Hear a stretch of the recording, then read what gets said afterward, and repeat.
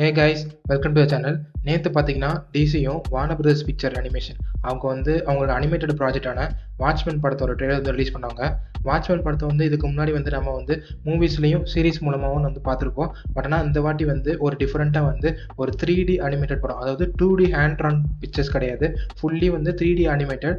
So நீங்கள் பார்க்கக்கூடிய எல்லாமே ஒரு சிஜிஐ தான். சிஜிஐ அனிமேட் பண்ணிப்பாங்க. நம்ம ஏற்கனவே பார்த்துருப்போம்ல ஆர்கேன் சீரிஸு, அதுக்கப்புறம் நம்ம இப்போ ரீசெண்டாக மார்வல் வாட் இஃப் சீரிஸ், அது அந்த மாதிரி ஒரு அனிமேஷன் ஒரு கான்செப்ட் தான் இருக்கும். ஸோ இது 2 சாப்டர் ரிலீஸ் பண்ணுறாங்க, chapter 1 and chapter 2. So next பார்த்தீங்கன்னா இந்த காமிக் எழுதினவர் ஆலன் மோர். இவர் 90s 80s I think 86 and 87 இந்த வாட்ச்மேன் அப்படின்ற காமிக்கை டிசி மூலமாக பப்ளிஷ் பண்ணுறாரு. இது அப்போவே ஒரு மிகப்பெரிய பேர் எடுத்துச்சு. அதுக்கப்புறம் 2006 நம்ம எல்லாருக்குமே தெரிஞ்ச ஜாக் ஸ்னைடர் என்ன பண்ணாருன்னா அந்த வாட்ச்மேன் புக்கை அடாப்ட் பண்ணி தன்னோட ஒரு ஸ்டைலில் எடுத்தாரு. ஒரு அடல்டடாக கோரி நினைஞ்ச படமாக எடுத்தாரு. அந்த படம் பாக்ஸ் ஆஃபீஸில் ஒரு மிகப்பெரிய வெற்றி அடையலானாலும் இந்த மாதிரி ஒரு காமிக் புக் படம் வர்றது அரிது அப்படின்ற பேரை பெற்றுச்சு வாட்ச்மேன். அந்த படம் ஜாக் ஸ்னைடரோட படம். அந்த படம் பார்த்தீங்கன்னா ஃபுல் அண்ட் ஃபுல் அந்த புக்கில் என்ன சொல்லியிருக்காங்களோ அது அப்படியே பேனல் பை பேனலாக ஷார்ட் பை ஷார்ட்டாக Zack Snyder Larry Fong cinematographer அவ்வளோ அழகாக போர்ட்ரேட் பண்ணியிருப்பாங்க. இந்த படத்தில் பார்த்தீங்கன்னா ஒரு முக்கியமாக ஒரு 5-6 கேரக்டர் கூட தான் ஃபாலோ பண்ணியிருப்போம். ஃபர்ஸ்ட் சில்க் ஸ்பெக்டர் 2, அடுத்து நைட் அவுல் பேட்ரிக் வில்சன் நடிச்சிருப்பாரு. அடுத்து பார்த்தீங்கன்னா ஆஸ்மேடியன், அதுக்கப்புறம் பார்த்தீங்கன்னா ரோசராஜ், அதுக்கப்புறம் பார்த்தீங்கன்னா முக்கியமான ஆள் டாக்டர் மேன்ஹாட்டன். இவர் தான் ஒரு நடமாடும் நியூக்ளியர் மாதிரி தெரிவார்.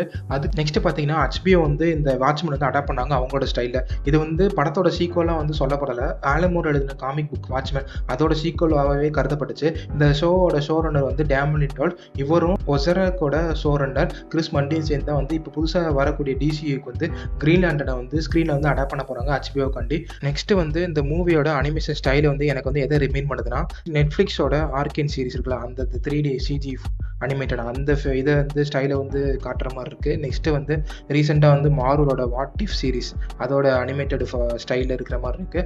பார்க்க நல்லா தான் இருக்குது, குறை சொல்கிற மாதிரி இல்லை. பார்க்க அந்த வாட்ச்மேனுக்குரிய அந்த ஸ்டைலை அவங்க கரெக்டாக அடாப்ட் பண்ணாலே போதும். ஏன்னா ஸ்டோரி எல்லாமே அவங்ககிட்ட இருக்குது. நீங்கள் ஸ்டோரின்னு ட்ரெய்லரில் பார்க்கவே தெரியும் இந்த காமிக்கில் என்ன இருக்கோ மூவியில் இருக்கோ அதை அப்படியே அனிமேட் பண்ணுறாங்க. மூவியில் இருக்கிற ஷார்ட்டை அப்படியே அனிமேட் பண்ணுறாங்க. ஸோ நீங்கள் மாற்றுறதுக்கு வாய்ப்பு கிடையாது. நீங்கள் சோர்ஸ் மெட்டீரியலை ரெஸ்பெக்ட் பண்ணி நீங்கள் படத்தை எடுத்தாலே ஓகேவாக தான் இருக்கும். நெக்ஸ்ட் இதோட டைம்ல எங்கே இருக்க போகுதுன்னா டிசி அவங்களுக்கு தனியாக ஒரு யூனிவர்ஸ் இருக்குது, அனிமேட்டட் யூனிவர்ஸ் சொல்லிட்டு. ஃப்ளாஷ் பாயிண்ட் பேரடைஸில் ஆரம்பிச்சு கிட்டத்தட்ட ஒரு 30 படம் ரிலீஸ் பண்ணியிருக்காங்க. இப்போ டுமாரோ வர்ஸ் சொல்லிட்டு போயிட்டு இருக்கு. அடுத்து கிரைசிஸ் அண்ட் இன்ஃபினிட் இப்போ தான் வந்துட்டு போயிடுச்சு. நெக்ஸ்ட் இதோட டைம் மெயின் ஸ்ட்ரீமில் தான் வரப்போகுது. கிட்டத்தட்ட ஒரு 30 படம் இருக்குது. அந்த ஒரு வரிசையில் தான் ரிலீஸ் பண்ணுறாங்க. இது நம்ம தியேட்டர்லாம் பார்க்க முடியாது, வார்டில் தான் பார்க்க முடியும், வீடியோ ஆன் டிமாண்ட் அந்த சர்வீஸில் தான் பார்க்க முடியும். ஸோ இந்த படம் பார்க்கறதுக்கு நல்லா தான் இருக்குது. ஸ்டோரி மட்டும் எந்த ஒரு ரிஸ்க்கும் எடுக்காமல் பண்ணிட்டாங்களே படம் கொஞ்சம் சக்ஸஸ் தான். ஸோ நம்ம பார்ப்போம். படம் இப்போதைக்கு 2 சாப்டர் ரிலீஸ் பண்ணுறாங்க, சாப்டர் 1 அண்ட் சாப்டர் 2. நம்ம வீடியோட லாஸ்ட் செக்ஷனுக்கு வந்தாச்சு. இது வரைக்கும் இந்த வீடியோ பார்த்தவங்க எல்லாருக்குமே தேங்க்ஸ்.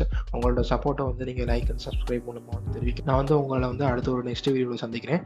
Peace out.